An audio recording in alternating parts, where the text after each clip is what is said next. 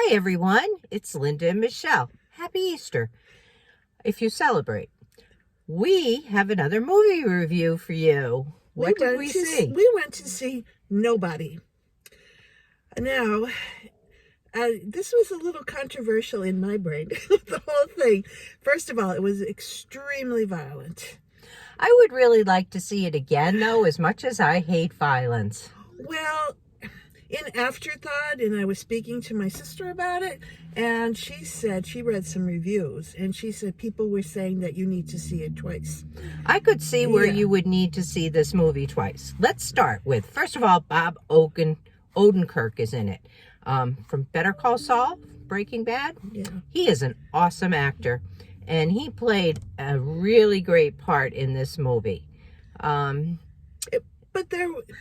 We left the movie a little bit confused. Very confused, to be honest. Yes, because although we kind of figured it out, it took us a while. And all the pieces are there. Yeah. You have to put them together. So we actually needed to think about this one before we did a review, because we need to find out a little bit more information, which we could pass some of that on.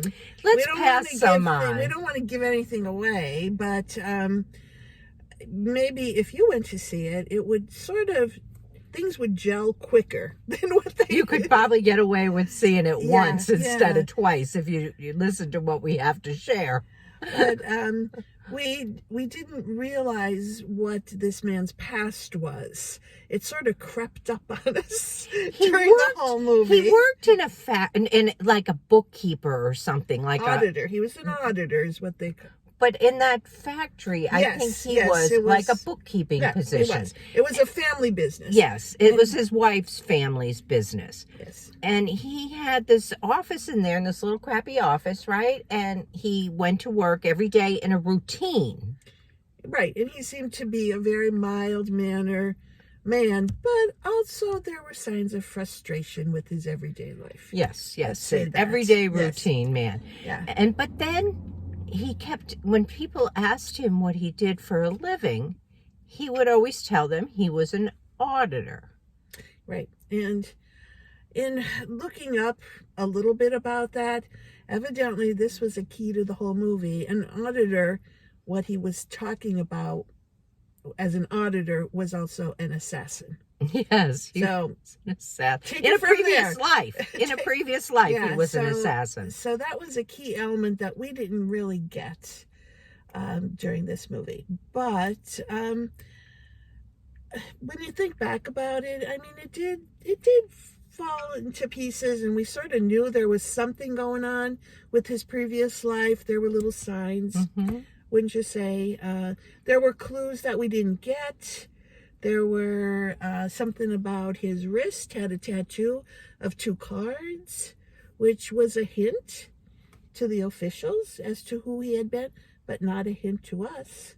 We didn't know there was so many things that went by us until the end, when you had to piece them all together to make sense of the movie. Like, I really liked the movie, although I covered my eyes through a lot of it because it was a lot of violence. That could have been part of our problem, too. Yeah. In getting this whole movie. We did, it was very violent. And for that part alone, I wasn't a big fan, let me say, because of that aspect of it.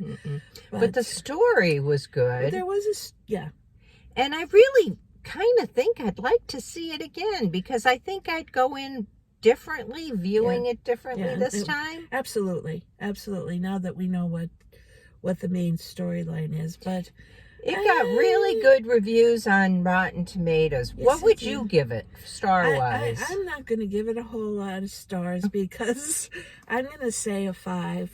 Okay, I was going to go with a 6. Yeah. Although I really do think that it's worth seeing if you don't mind violence. I think it's the violence for me that brings the star level down. Me too. Yeah, definitely. But if you like a little bit of intrigue and mystery in your movies, this could be the one for you, and you probably would enjoy it. Part of it, I mean, I don't want to age ourselves, Linda, but I think it's a little generational too.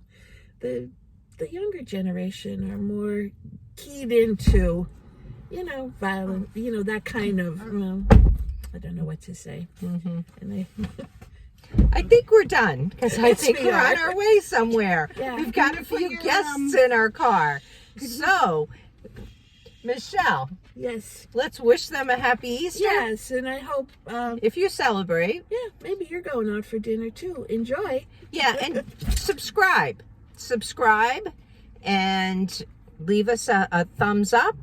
And we'll see you in the next one. Bye. Bye.